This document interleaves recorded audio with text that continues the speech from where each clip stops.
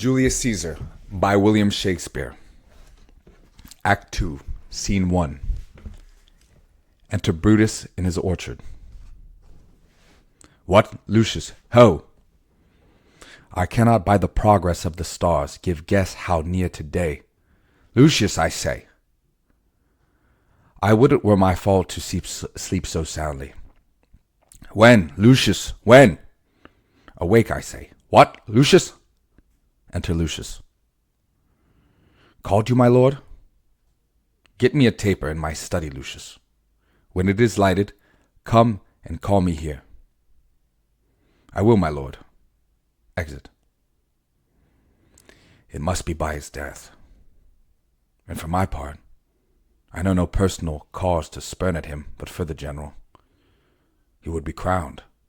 How that might change his nature. There's the question. It is the bright day that brings forth the adder, and that craves wary walking. Crown him, that. And then I grant we put a sting in him, that at his will he may do danger with.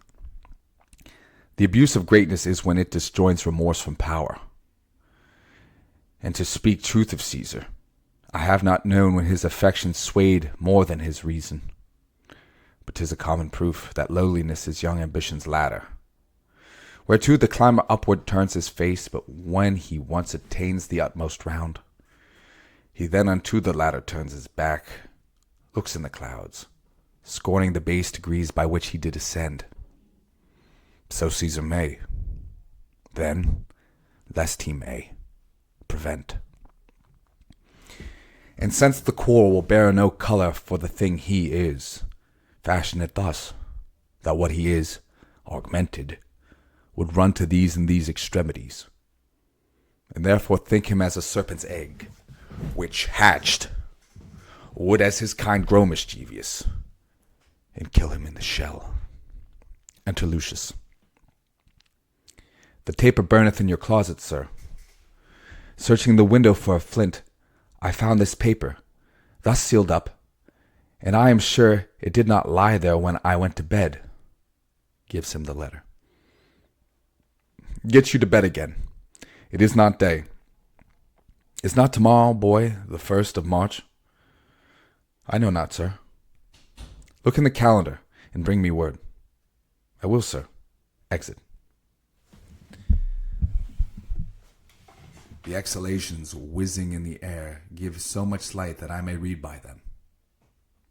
Opens the letter and reads, Brutus, thou sleepest. Awake and see thyself. Rome, shall Rome, etc. Speak, strike, redress. Brutus, thou sleepest. Awake. Such instigations have been often dropped where I have took them up. Shall Rome, etc. Thus must I piece it out. Shall Rome stand under one man's awe? What Rome? My ancestors did from the streets of Rome the Tarquin drive, when he was called a king. Speak, strike, redress. Am I entreated to speak and strike? O Rome, I make thee promise. If the redress will follow, thou receivest thy full petition at the hand of Brutus.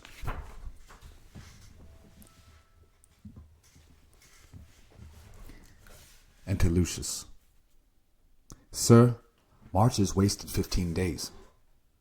Knock within. 'Tis good. Go to the gate. Somebody knocks. Exit Lucius. Since Cassius first did whet me against Caesar, I have not slept. Between the acting of a dreadful thing and the first motion, all the interim is like a phantasma or a hideous dream. The genius and the mortal instruments are then in council, and the state of man, like to a little kingdom, suffers then the nature of an insurrection. Enter Lucius. Sir, 'tis your brother Cassius at the door, who doth desire to see you. Is he alone? No, sir. There are mole with him. Do you know them? No, sir, their hats are plucked about their ears, and half the faces buried in their cloaks, that by no means I may discover them by any mark of favour. Let them enter. Exit Lucius. They are the faction. O conspiracy, shamest thou to show thy dangerous brow by night, when eve is almost free?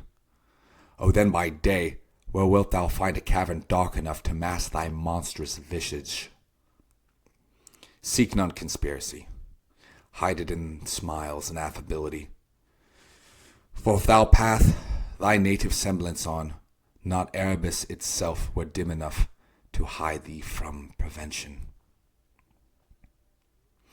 Enter the conspirators, Cassius, Casca, Decius, Cinna, Metellus, and Trebonius. I think we are too bold upon your rest. Good morn, Brutus. Do we trouble you? I have been up this hour, awake all night. Know I these men that come along with you? Yes, every man of them. And no man here but honors you. And every one doth wish you had but the opinion of yourself, which every noble Roman bears you. This is Trebonius. He is welcome hither. This Decius Brutus. He is welcome too. This Casca, this Cinna, and this Metellus Cimber. They are all welcome. What watchful cares do interpose themselves betwixt your eyes and night? Shall I entreat a word? They whisper. Here lies the east. Doth not the day break here? No. O pardon, sir, it doth. And yon grey lines that fret the clouds are messengers of day. You shall confess that you are both deceived. Here, as I point with my sword, the sun arises, which is a great way growing on the south, weighing the youthful season of the year.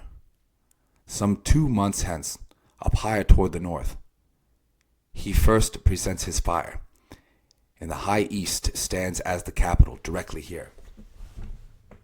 Comes forward with Cassius. Give me your hands all over, one by one. No, not an oath.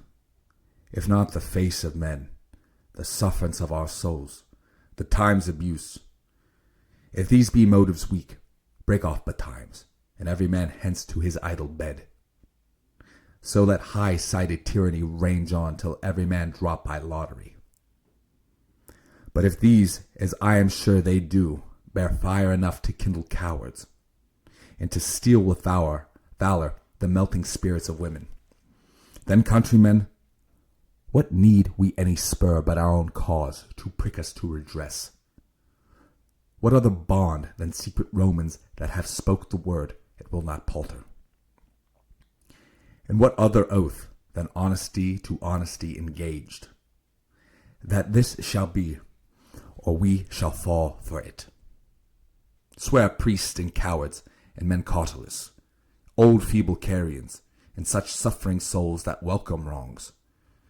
Unto bad causes swear such creatures as men doubt, but do not stain the even virtue of our enterprise, nor the insuppressive metal of our spirits, to think that or our cause or our performance did need an oath, when every drop of blood that every Roman bears, and nobly bears, is guilty of several bastardy if he do break the smallest particle of any promise that hath passed from him. But what of Cicero? Shall we sound him? I think he will stand very strong with us. Let us not leave him out. No, by no means. Oh, let us have him, for his silver hairs will purchase us a good opinion, and by men's voices to command our deeds. It shall be said his judgments ruled our hands. Our youths and wildness shall no whit appear, but all be buried in his gravity. Oh, name him not. Let us not break with him, for he will never follow anything that other men begin. Then leave him out. Indeed, he is not fit. Shall no man else be touched but only Caesar? Decius, well urged. I think it is not meet Mark Antony, so well beloved of Caesar, should outlive Caesar. We shall find of him a shrewd contriver. And you know his means, if he improve them, may well stretch so far as to annoy us all. Which to prevent, let Antony and Caesar fall together. Our course will seem to bloody Caius Cassius, to cut the head off and then hack the limbs, like wrath and death and envy afterwards. For Antony is but a limb of Caesar. Let us be sacrificers, but not butchers, Caius. We shall all stand up against the spirit of Caesar, and in the spirit of men there is no blood.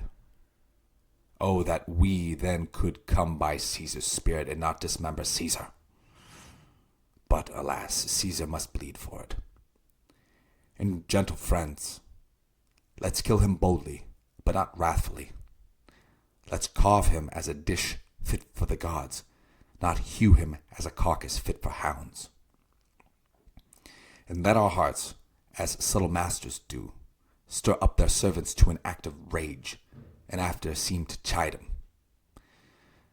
This shall make our purpose necessary and not envious, which so appearing to the common eyes, we shall be called purgers, not murderers. And for Mark Antony, think not of him, for he can do no more than Caesar's arm when Caesar's head is off. Yet I fear him, for in the engrafted love he bears to Caesar. Alas, good Cassius, do not think of him. If he loves Caesar, all that he can do is to himself. Take thought and die for Caesar. And that were much he should, for he is given to sports, to wildness, and much company. There is no fear in him. Let him not die, for he will live and laugh at this hereafter. Clock strikes. Peace, count the clock. The clock hath stricken 3. 'Tis time to part. But it is doubtful yet whether Caesar will come forth this day or no, for he is superstitious grown of late, quite from the main opinion he held once of fantasies, of dreams and ceremonies. It may be these apparent prodigies, the unaccustomed terror of the night, and the persuasion of his augurers may hold him from the capital today. Never fear that. If he be so resolved, I can o'ersway him, for he loves to hear that unicorns may be betrayed with trees, and bears with glasses, elephants with hoes, lions with toils, and men with flatterers. But when I tell him he hates flatterers, he says he does, being then most flattered. Let me work. For I can give his humor the true bent, and I will bring him to the capital. Nay, we will all of us be there to fetch him. By the 8th hour, is that the uttermost? Be that the uttermost, and fail not then. Caius Ligarius doth bear Caesar hard, who rated him for speaking well of Pompey. I wonder none of you have thought of him. Now, good Metellus, go along by him. He loves me well, and I have given him reasons. Send him but hither, and I'll fashion him. The morning comes upon us. We'll leave you, Brutus. And friends, disperse yourself, but all remember what you have said, and show yourselves true Romans. Good gentlemen, look fresh and merrily. Let not our looks put on our purposes, but bear it as our Roman actors do, with untired spirits and formal constancy. And so good morrow to you every one. Exeunt all but Brutus. Boy, Lucius, fast asleep? It is no matter. Enjoy the honey-heavy dew of slumber. Thou hast no figures, nor no fantasies, which busy care draws in the brains of men, and therefore thou sleepest so sound. Enter Portia. Brutus, my lord. Portia, what mean you? Wherefore rise you now? It is not for your health thus to commit your weak condition to the raw cold morning. Nor for yours neither, You have ungently, Brutus, stole from my bed. And yesternight at supper you suddenly arose and walked about, musing and sighing, with your arms across. And when I asked you what the matter was, you stared upon me with ungentle looks. I urged you further, then you scratched your head, and too impatiently stamped with your foot. Yet I insisted. Yet you answered not, but with an angry wafture of your hand, gave sign for me to leave you. So I did, fearing to strengthen the impatience which seemed too much enkindled, and withal hoping it was but an effect of humour, which sometimes hath his hour with every man. It will not yet let you eat, nor talk, nor sleep. And could it not work so much upon your shape, as it hath much prevailed on your condition, I should not know you, Brutus. Dear my lord, make me acquainted with your cause of grief. I am not well in health, and that is all. Brutus is wise, and were he not in health, he would embrace the means to come by it. Why, so I do. Good Portia, go to bed. Is Brutus sick? And is it physical to walk unbraced and suck up the humours of the dank morning? What, is Brutus sick? And will he steal out of his wholesome bed to dare the vile contagion of the night? And tempt the roomy and unpurged air to add unto his sickness? No, my Brutus, you have some sick offence within your mind, which by the right and virtue of my place I ought to know of. And upon my knees I charm you, by my once commended beauty, by all your vows of love, and that great vow which did incorporate and make us one, that you unfold to me yourself, your half, why you are heavy, and what men tonight have resort to you. For here have been some 6 or 7 who did hide their faces even from darkness. Kneel not, gentle Portia. I should not need, if you were gentle Brutus. Within the bond of marriage, tell me, Brutus, is it accepted I should know no secrets that appertain to you? Am I yourself but as it were in sort or limitation to keep with you at meals, comfort your bed and talk to you sometimes? Dwell I but in the suburbs of your good pleasures? If it be no more, Portia is Brutus's harlot, not his wife. You are my true and honourable wife, as dear to me as are the ruddy drops that visit my sad heart. If this were true, then I should know the secret. I grant I am a woman, but withal a woman that Lord Brutus took to wife.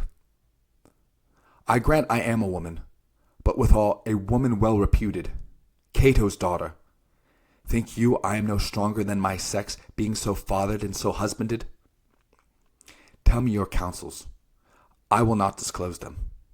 I have made strong proof of my constancy, giving myself a voluntary wound here in the thigh. Can I bear that with patience, and not my husband's secrets? O ye gods, render me worthy of this noble wife. Knock. Hark, hark, what knocks? Portia, go in a while, and by thy bosom shall partake the secrets of my heart.